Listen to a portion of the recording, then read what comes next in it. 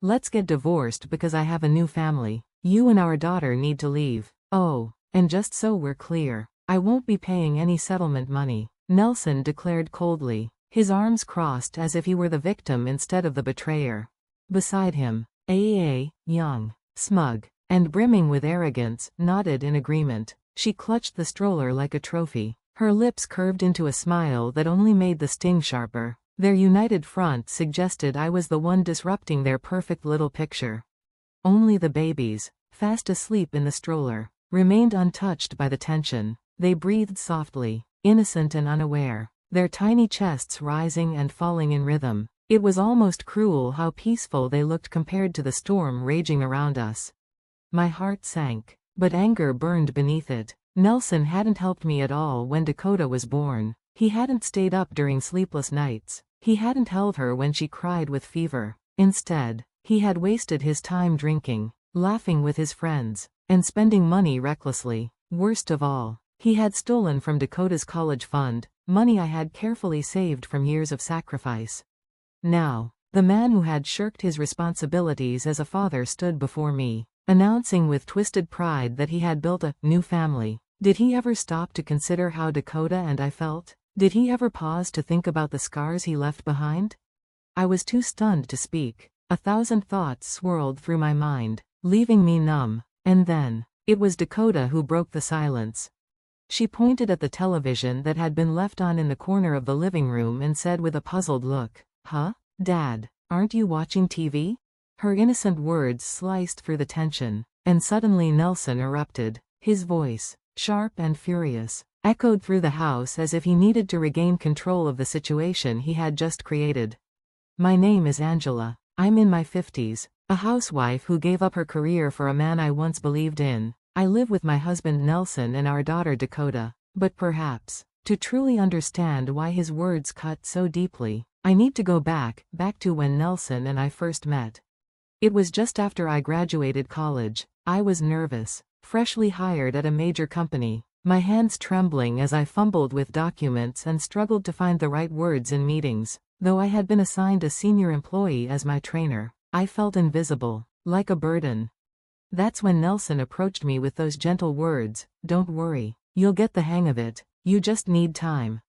He smiled with warmth, his tone kind and reassuring. I was drawn to him instantly. He seemed patient, knowledgeable, someone I could rely on. I started asking him questions about the job, and before long, our conversations stretched beyond work. We grew close.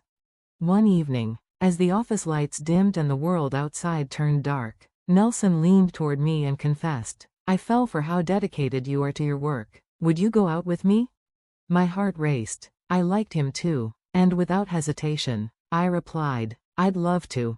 From that moment, everything moved quickly. We started dating, and before long, we were married. A few years later, we welcomed Dakota into our lives. But happiness was fleeting. The truth is, not every day was filled with joy. In fact, most were filled with pain. The first betrayal came when I was pregnant. Up until then, Nelson had treated me with care, even reverence. When he found out I was expecting, his eyes filled with tears as he whispered, "Thank you." He promised he would be by my side, that he would protect both me and our child. But those promises shattered quickly. My pregnancy was difficult. Morning sickness consumed me. Even the faintest whiff of food sent me rushing to the bathroom. I could barely stand at times. Yet Nelson had convinced me to quit my job after marriage, insisting that as his wife, my role was to take care of the home. He had ambitions of promotion, and I agreed, thinking I was supporting him. So, I became a full-time housewife. I cooked, cleaned, managed the house, all while my body weakened under the strain of pregnancy. But the nausea was unbearable. I remember one evening, clutching my stomach, I gathered the courage to ask him, "Hey, I'm sorry, but would it be okay if we eat out or buy ready-made meals for a while?" I expected understanding. Instead, Nelson's face twisted, his brow furrowed, his voice turned sharp. "Why, you're a housewife, aren't you? Since you're not working, you need to properly take care of the housework. Otherwise, you're just a parasite." The word parasite struck me like a slap. Yes, I lived on Nelson's income, but wasn't I carrying his child? Wasn't I building a family with him? I tried to explain through tears. The morning sickness makes me feel nauseous. Just smelling food makes me want to throw up. Honestly, even other chores are difficult with my heavy belly.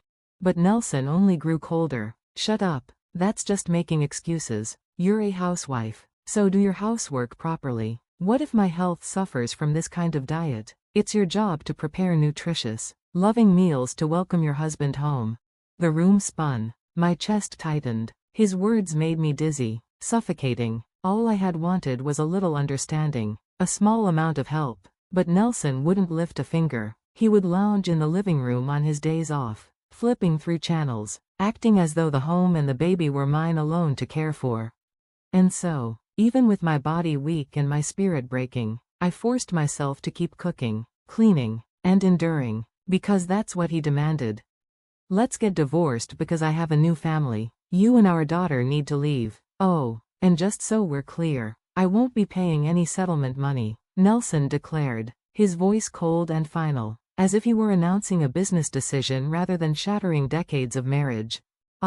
Seated beside him, leaned in with a satisfied smirk, nodding enthusiastically at his words. Her eyes glimmered with triumph, like a thief proud of her stolen prize. It was almost laughable, their smug expressions, their united front, as if I was the one guilty of tearing apart our family.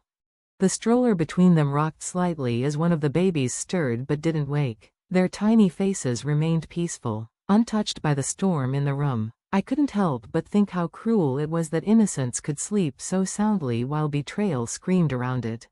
I stared at Nelson, unable to process it all. This man, who hadn't even lifted a finger when our daughter Dakota was born, who had spent his nights drinking, who had dipped into the college fund I had saved so carefully for her, was now standing here announcing that he had found happiness in a new family. Did he ever consider how Dakota would feel? Did he ever stop to think about the weight of his choices? Or was everything in his life just a stage for his selfish desires? My throat tightened. Words failed me. It was Dakota who broke the silence, pointing toward the television, still playing in the background. She asked innocently, "Huh? Dad, aren't you watching TV?"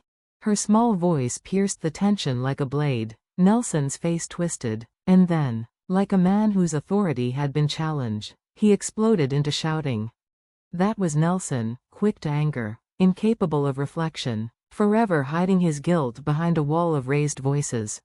My name is Angela. I'm in my 50s, a housewife who once believed marriage was built on love and trust. I met Nelson right after graduating college, when I was a timid young woman stepping nervously into the corporate world.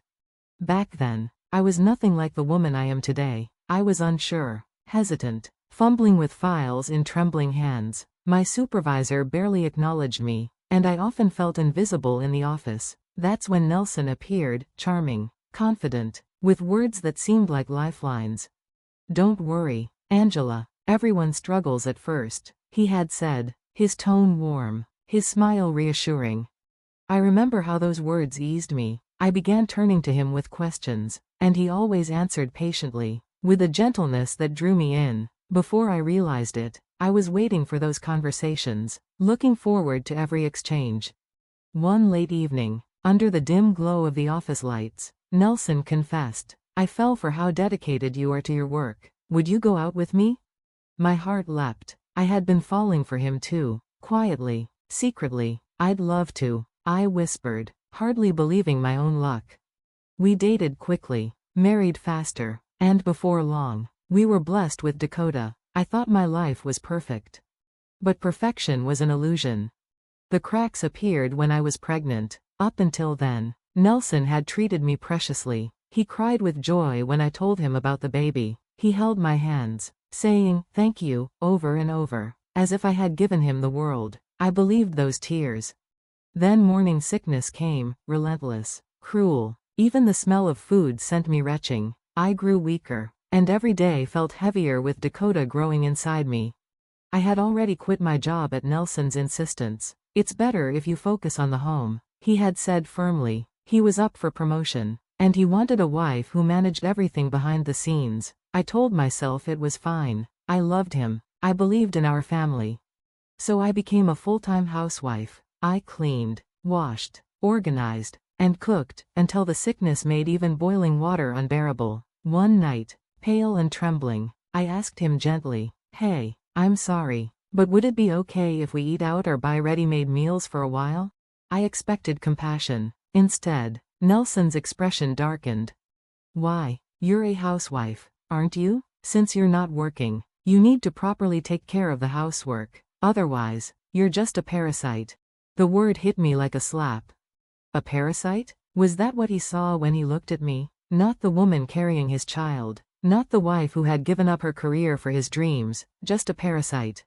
Tears burned my eyes. I tried to explain, my voice trembling. "The morning sickness makes me feel nauseous. Just smelling food makes me want to throw up. Honestly, even other chores are hard with my heavy belly."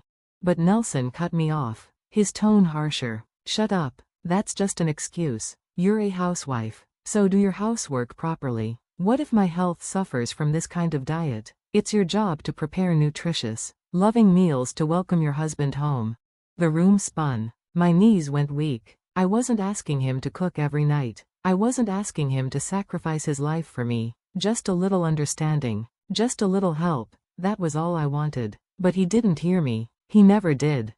So I swallowed my pain. Even with nausea twisting my stomach and tears streaming down my face, I cooked, cleaned, and pushed myself to keep the household running. Because in Nelson's world, my suffering was irrelevant as long as his dinner was served. That was the beginning of the end, though I didn't know it then.